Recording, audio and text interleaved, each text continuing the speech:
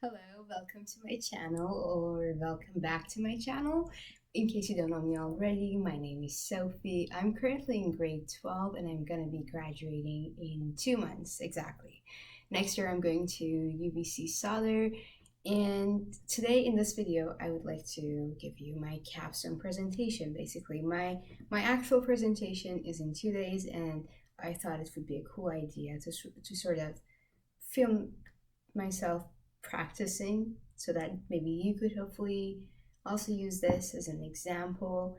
And yeah, and I all just learned how to screen record while filming myself, so I'm really excited to use that. So yeah, without further ado, let's get into it. Okay, so here we go. I am doing my capstone project on my art journey and how it has broadened my horizon and transformed my life, basically. I would say my art journey really started in the quarantine of 2020. Now, I know 2020 was a super weird year for all of us, and I am no exception. I always remember 2020 as the year that I just felt super depressed. And again, I feel like that's something we all experienced. So, something I sort of used as my therapy that year was drawing. And this image here is my very first drawing. I remember just taking out a bunch of my brother's old cheap markers and just making this. And I know it doesn't look that good or anything, but this drawing basically marks the beginning of my art journey. And I remember making this art account, Art by a Kangaroo, that same day and posting this there because I just wanted to share my work with people, and I didn't care if I don't get too many followers. I mean, I currently have 141 followers, but I don't really care about that. I'm not really super active. I don't really post on it super consistently, but it's been really fun to have this thing where I sort of been able to keep track of my artworks, and again, just being able to share my passion with the world and hopefully inspire some people. So these are some more of my drawings that I started out with. So when I started out, I mean, the very first drawing, it was just made with some super cheap markers. But then I went on the internet and I got introduced to alcohol-based markers, which are these markers you see here in this picture or here.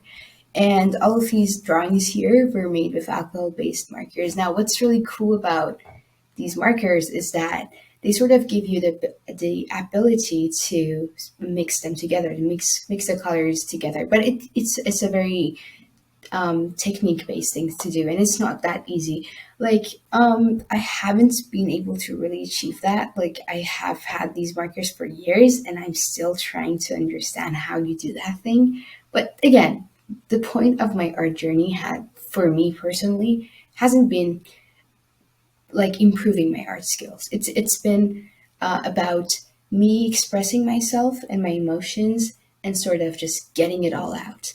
And all these drawings here have helped me do that, and I think that's what matters to me. The next thing I would like to talk about is the things that doing art has led me to do. So when I go to the next slide, you will understand what I'm trying to say here. So one of them was taking arts at school. And I remember when I was in grade 8, I had to take arts anyway. It was like a mandatory course that all grade 8s had to take. And even though my teacher was like a super amazing person, I still had a very tough time in that class. I really couldn't like, I mean, I was really worried about my marks all the time, and I wasn't really able to enjoy myself. So during grades 9 and 10, I never thought about taking an art course again. But then last year, something happened. So last year, I went to an IB school, and the way that their timetable worked is that you had to choose between like biology and physics. You couldn't take both. You had to choose between taking French and German.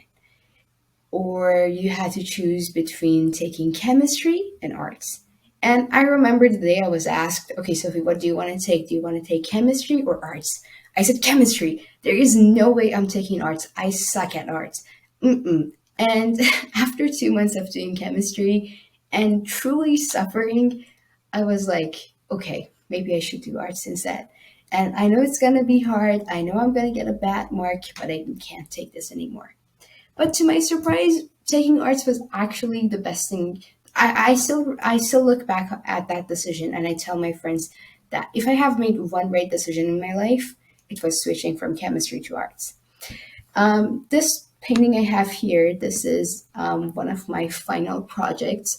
The theme I chose for my artwork was mental illness, and this painting is sort of inspired by the idea that some mental illness patients, mentally ill patients, take these pills and medicines that sort of alter their mind. And I remember watching this video in which this guy talked about how taking these medicines sort of makes him feel like his thoughts aren't his own. So this is sort of supposed to represent that.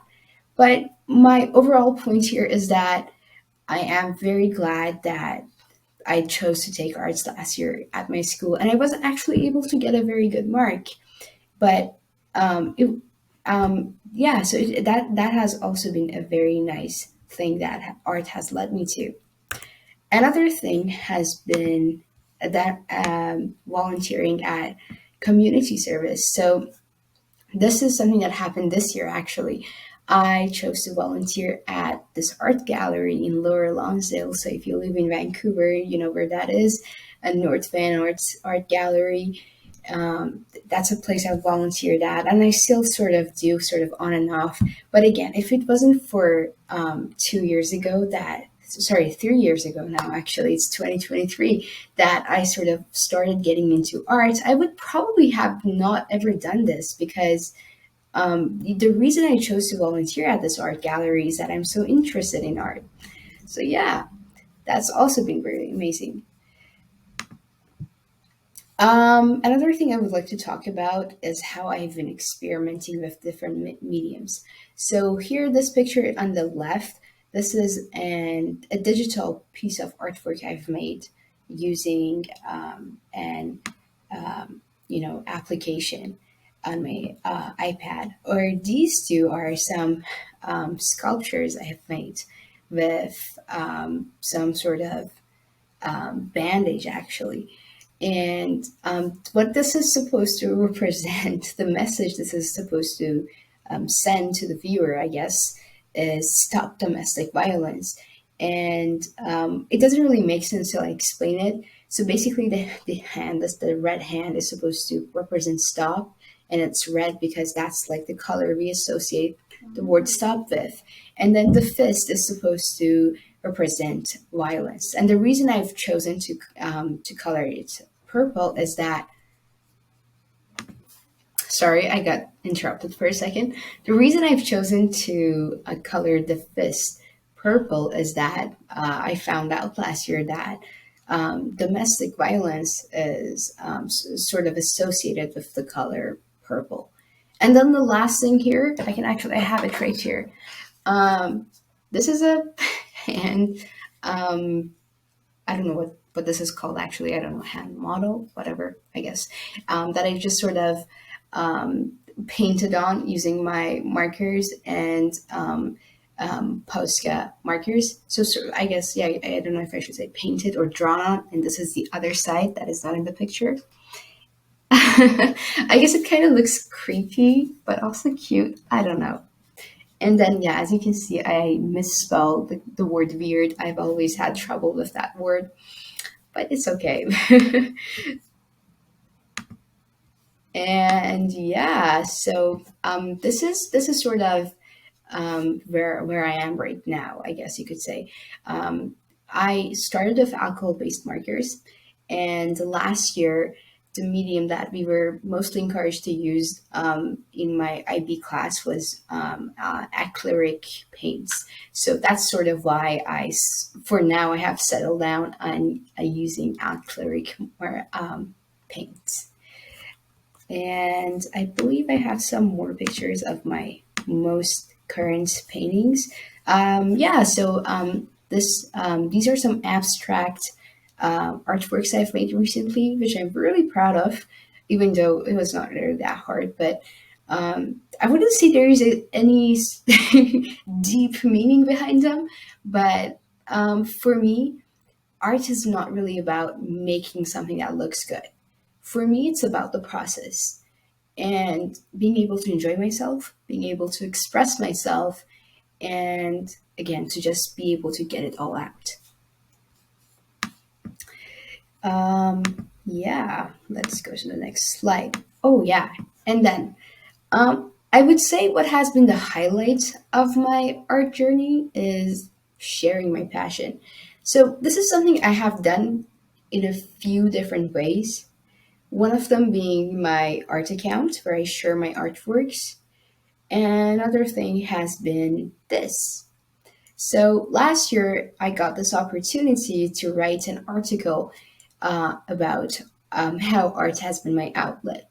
And I was volunteering with AM14's this nonprofit organization last year, and I was able to publish that through this organization, and that was very nice. So yeah, again, that's something I consider as the highlight of my art journey, being able to share my passion and my thoughts and my artworks with other people. That has been absolutely an amazing part of this whole journey for me. Yeah. Oh, yeah. And at my school, at least, part of your capstone project is connecting your whatever your topic is to the core competencies. So, what I would say my topic sort of relates to the most is creative thinking, because obviously arts, you're creating something, and I think I can say that pretty much all artists, when they create something, they go back and reflect on it. Like that's something I do.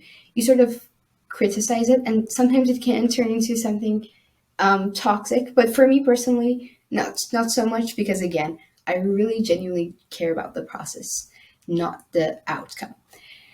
Another thing would be, yeah, so I sort of mentioned critical and reflective thinking. And then I would also say personal awareness and responsibility, because something that is sort of falls under this category is well being. And as I sort of mentioned in the beginning, art has helped me with my well being. It has helped me overcome, many things, many difficulties I've had in my life. And lastly, connecting and engaging with others. Because again, through my art account and everything else, like volunteering at North Van Arts or publishing that article, again, I've been able to engage with others. Or at least I think they have been able to engage with me too. Mhm. Okay, this is kind of hard to navigate through, but yeah. Okay, that is it. Thank you so much for listening, and thank you so much for listening to my presentation. I hope this helps you if you also have to do a capstone project. To be perfectly transparent, I wouldn't say this is the best example of a capstone project, because this is something I sort of had to rush through, because right now is a super busy time for me. I have my AP exam coming up, my microecon AP exam. I also have a lot of other things on my plate right now. So this was not exactly a priority for me, and this is not something I spent a whole lot of time on. But I did think a lot about it. I had other ideas, like talking about sports or talking about the reason I chose to go into business, because that's also something I have a lot to say about. I might actually make a video on that later on, but in the reason I chose arts, I mean, there are two reasons I chose to do my capstone project in arts. Well, first off, because it's been a very huge part of my life, but also it's was something that I had the most pictures of. So that it kind of made my job easier to just put them here and sort of put it together. But anyways, yeah, thank you so much for staying till the end, and subscribe if you haven't already. I have so many amazing, or at least what I think are amazing video ideas, and I'm going to be posting more often, hopefully, especially after school is over, but especially after I get through May, because right now is the busiest time ever. So many things at this are happening at the same time, and it's just crazy. But again, I'll see you in the next video, and thank you so much for listening. Goodbye.